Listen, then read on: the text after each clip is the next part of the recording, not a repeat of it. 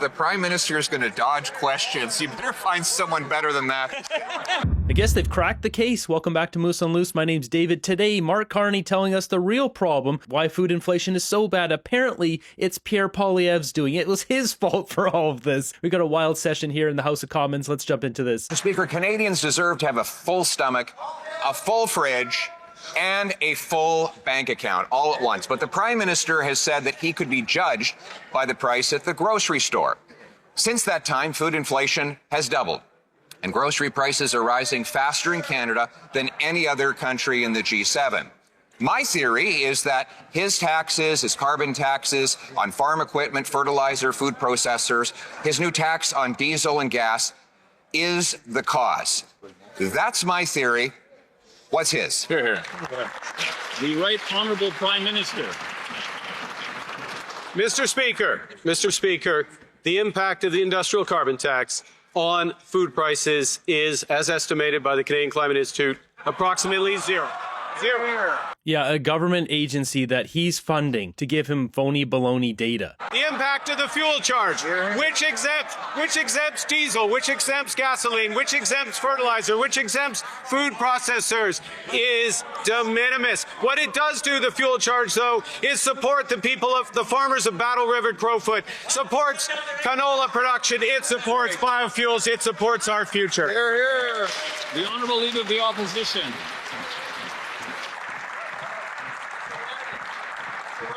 Well, now we'll have to find out if the Prime Minister is telling the truth or whether his Environment Department is telling the truth.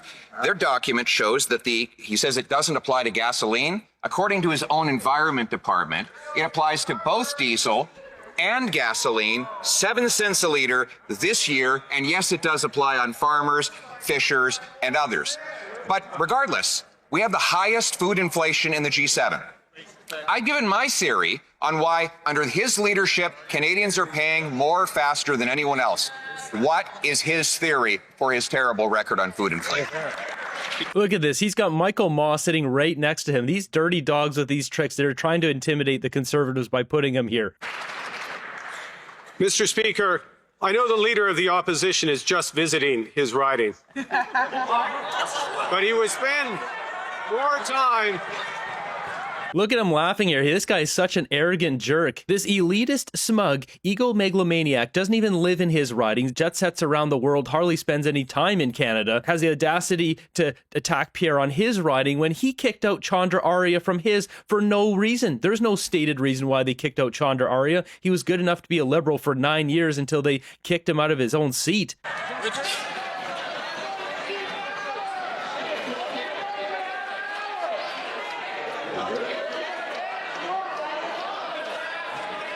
Yeah, I think we'll have to start that from the top. The Right Honourable Prime Minister. Three passports.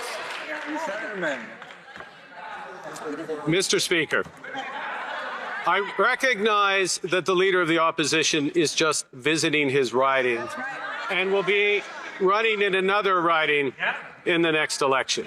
Who's riding next time? He should spend some time, I would suggest, Mr. Speaker, with the farmers in his riding who benefit from our trade deal with China, $7 billion of new exports, who benefit from the biofuel charge that supports canola production, supports farm income, supports our future. Honourable Leader of the Mr. Speaker, I realize the Prime Minister is just visiting Canada.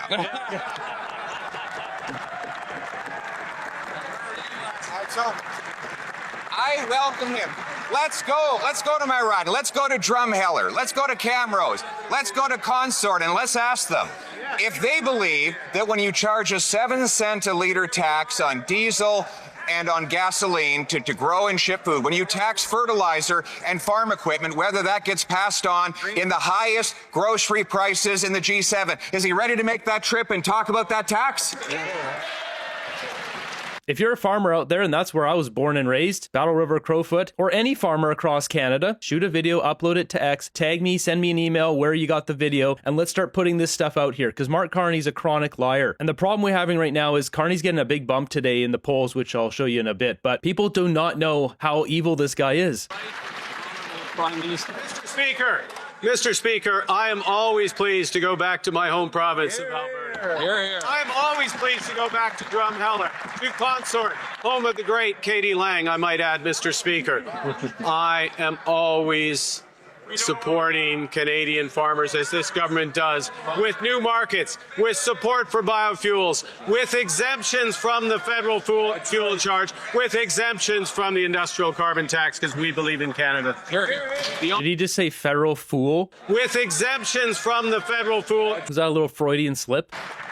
Mr. Speaker, the original question was what is his theory on why Canada, after a year of his leadership, has the highest food inflation in the G7? Why is it that single mom seniors and small businesses are seeing grocery prices rise faster here in Canada under his leadership after he promised to stabilize them than people in any other G7 country? I've offered my theory that it is his many taxes on farmers, fishers, food processing, and fertilizer. So once again, if it's not all of his taxes on food production that's giving us the worst record, then what is? Mr. Speaker, one of the impacts, according to TD Bank, on food prices is the fall in the Canadian dollar caused by the obstructionism of the members opposite before this government came in place. What this government is giving Canadians is... He just blamed the Conservatives for the prices rising in Canada. The Conservatives aren't in power. The problems in Canada, the weakening dollar, are from awful Liberal policies over the past 10 years, and it's just further increased under Mark Carney. We've got foreign investment in Canadian securities has plunged 60% so far this year. Thanks, Carney. I thought Mr. Banker was going to save Canada. Turns out, no, it's not going to happen. $1 trillion gap, 12 charts highlighting Canada's capital flight crisis. Capital is fleeing Canada because it's just not a good place to invest. Our economy is tanking because of what the Liberals have done here. We've got jobs disappearing, 1,200 auto workers from GM out of work on Friday. Stellantis, another one here. U.S. move spooks Canadian auto sector cornered by Trump. Canadian capital flows. The money is going out. It's not coming into Canada. It's going into safer places to be invested like America. Here we've got Canadian foreign direct investment. Carney got in here. You can see this is going down. We have less direct foreign capital coming into Canada. GFL announces relocation headquarters to U.S. to support enhanced global shareholder ownership. More companies moving headquarters out of Canada. Straight off the government's own website here, Canadian investors acquire U.S. shares. Canadian investors have increased their exposure to foreign securities by $13.4 billion in May, an increase compared to $4.1 billion investment in April. The charts don't lie here. You can see the red line. Money is leaving Canada. It's going to America. When you have Mark Carney himself here voting to move Brookfield's headquarters to America, how can Canadians seriously think that he's in it for us? Certainty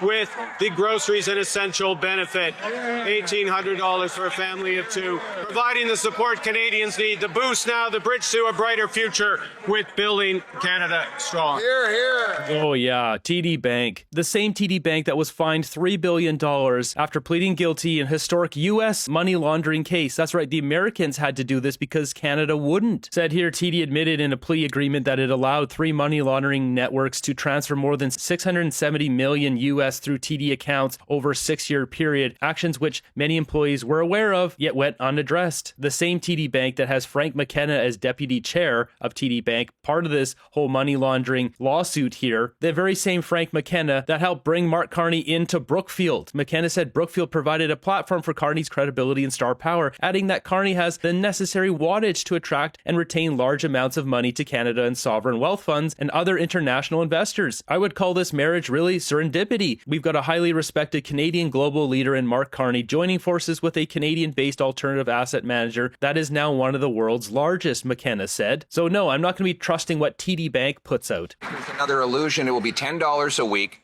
At most for a family. Most Canadians will get nothing at all. $10 a week for $300 of grocery weekly for a family, Mr. Speaker. The question was, why is it that Canada has the worst inflation in food prices in the G7? The Prime Minister claimed it was our low dollar under his leadership. His leadership, he claimed that he was going to be so good with money and so good with protecting the loonie. Why is it that he has stood in the House of Commons and admitted that his leadership has tanked our dollar and raised the grocery price? Mr. Speaker, I don't know, but the math I have is 1,800 divided by 52 is a lot more than $10 a week, Mr. Speaker. But that's why Mark Carney having a full-blown conversation here with Michael Ma, having a laugh. Oh, this just makes me sick. The leader of the opposition knows very well that this is substantial assistance for Canadians who are experiencing affordability issues. For Canadians, all Canadians are experiencing this. It's $9 for a freaking pineapple. There is a limit here where this is going to break. And let's just look at the polling data. I mean, it's ugly today. So this is what we've got here. Mainstream research, which was the most accurate in the last election. We'll just call it as it is. 50% for the Liberals, 35% for the Conservatives. Breaking it down a little bit here, looking at the numbers. There's some people I see online pushing back, saying that there's only 55 people that are 18 to 34 that were polled and 820 that are 65 plus, but they weighed it here. So they increased the 55 to be 231, and then they drop 820 to 413, so it's more evenly weighted. Even still, this is more heavily weighted 65 plus than these other brackets, and these other brackets is what favors more Pierre Poilievre. So right away, there's that difference there. If we look at male, female, it's almost the same here, 614 to 610. And what this comes down to is Mark Carney's speech pushing back against Donald Trump. There's a lot of TDS in our country, or different levels of TDS, and then there's just in general, people are not liking Trump because of all the tariffs. So any speech that even pushes back against Trump is rallying support, and in this case, it's from Mark Carney. If we scroll down here, they've got these charts here. So this is favorable, unfavorable views of Mark Carney, and 40% like the guy. 24% somewhat favorable. These are the people that can be flipped. This is who we have to flip to the other side. And then we've got 24%, that's probably most of us here, not favorable of Mark Carney, and only 9% somewhat unfavorable. So people who know about him, like all of you, we're all in this bracket here because we know this guy's highly corrupt. So we've got to work on this group here. Now, if we look at Pierre Poilievre's numbers here, we've got 40% doesn't like the guy, 14% somewhat, 17% somewhat likes Poilievre, and 25% are in favor of Poilievre. So this is an uphill battle. The mainstream media paid millions of dollars to push propaganda. Mark Carney saying all the right things, ripping off some of the conservative policies, lying to Canadians, lie every single day. Meanwhile, the whole time, they don't know who this guy is. They don't know about any of this stuff. They don't know about his ties about Donald Trump. I mean, how many people would switch their vote if they simply just saw that Mark Carney's among the royalty here, including Donald Trump in this photo, all these photos here, or the ties with Brookfield, all this stuff with Jeffrey Epstein, or his awful record here, Governor of the Bank of England. I personally think the smoking gun is just this one number here. Stick this on Carney's forehead and never let it go away. I really wonder if they spend an entire question period just nailing him. Why are you so invested in America? Don't you believe in our country? Don't you love our country? Just nail this guy. Because then people are like, oh yeah, that doesn't make sense. Why wouldn't he love our country? Why wouldn't he invest here? He doesn't believe in Canada? You know, instantly get people to flip. That's one thing we've learned here is Canadians will flip on a dime. If they see something and don't like, boof. That's worked against us for the past election, but that can work for us in the next election. So also regarding this polling data, we've got Shreyatis breaking it down, and we can see positive numbers here. So plus 35 for this age group, plus 13, plus 18, plus 49. I believe this is supposed to be 65 plus because he's got the same age groups here. And really across the board here, the only minuses are in Alberta and the prairies, and they're not even that negative. Like, people like the talk of pushing back against Donald Trump. Pierre and Steve Outhouse, they got to come up with a strategy here to somehow come up with the right messaging, pushing back against Trump, nailing Carney to Trump and America and his investments there, Brookfield, and then tying that in with all the issues we have here today, cost of living, cost of food, immigration, rampant criminals running through our streets. Have to tie that together, but it's got to be focused around Trump because Trump just moves people's emotions so wildly. It is just dominates the entire polling results here. I mean, this is absolutely outrageous. One other thing to note is this may be an outlier. While they did have accurate results, the most accurate in the last election, if we look at what Nanos had just recently, this is just coming from a couple days ago, Nick Nanos, who usually the way he polls is more liberal, he's got 39 to 35. So either Carney's speech just really struck a chord with people and like, yeah, that Donald Trump, we got to push back. He's destroying our country. A lot of swing voters or even conservative light voters feeling that way. Well, then Pierre's got to lean into that realm as well. But more polling data will tell us. The question is, will Mark Carney call an election now, not let the NDP get their own leader in just so he can get a majority? We're going to find out. The leader of the opposition knows very well that this is substantial assistance for Canadians who are experiencing affordability issues. He bent over when we asked him to accelerate and pass C-19 and make sure that we can get that aid to Canadians right away. Mr. Speaker, if the Prime Minister is going to dodge questions, you better find someone better than that.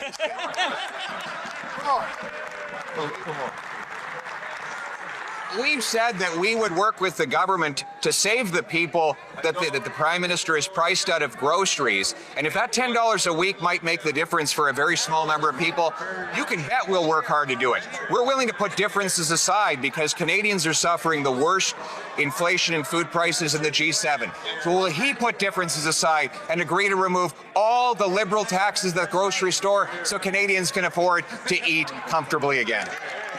Yeah, the problem is that another $12 billion of spending is just going to increase the prices further. Some Canadians going to be getting some checks, which will help in the short term, and then it just goes up for all of us again. Look at these jerks down here. They're all having a laugh about this. The Honourable Minister of Jobs and Family.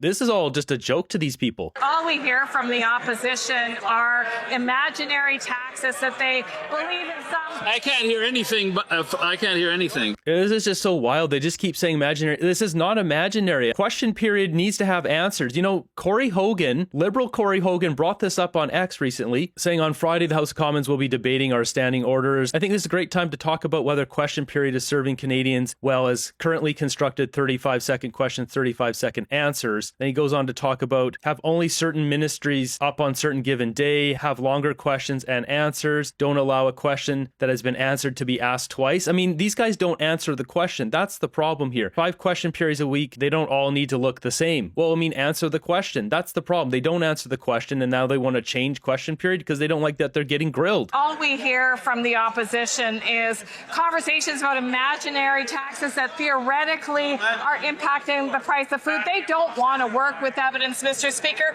They don't want to listen to experts who are telling us the very things we need to do is actually to increase the money in people's pocketbooks. And that's what we're doing, Mr. Speaker, where there's cutting. No, that's not what they're doing. What we need to have is $5,000 penalties for every lie told in Parliament. That would force them to fact check their crap before they say it. I work very hard to try to fact check everything I put on here, and I'm not perfect. I issue retractions when I make mistakes. They don't have to issue retractions. They just tell all sorts of garbage they want. They need to be financially fined for every lie. Long time to get there, Mr. Speaker. The finance minister promised 3 years ago he'd stabilize grocery prices by Thanksgiving of 2023. Since then, coffee's up 33%, beef is up 27%, lettuce is up 40%, and Canada is leading the G7 in food inflation. Now he's announcing another temporary rebate which won't reduce the single cost of a food item. The last rebate is an admission. This rebate is an admission of their failure in a policy. So I want this finance minister keep his word and lower the price of groceries so Canadians can afford to put food on the table. Great question. Thank you very much, Mr. Speaker. Look, never in his more than 20-year career has the new Member of Parliament Why is the Secretary of Sport or whatever answering this question? for Battle River Crowfoot and temporary Member of Parliament for Battle River Crowfoot cared about people who are in financial need, Mr. Speaker. Right. This new feigned approach to affordability isn't convincing any Canadians. New feigned approach to affordability? This is the party here, the Liberal Party, that has put thousands of Canadians on the street living in tents in the winter and 2.2 million Canadians per month going to the food bank. It's time for the Liberals' reign of terror to end.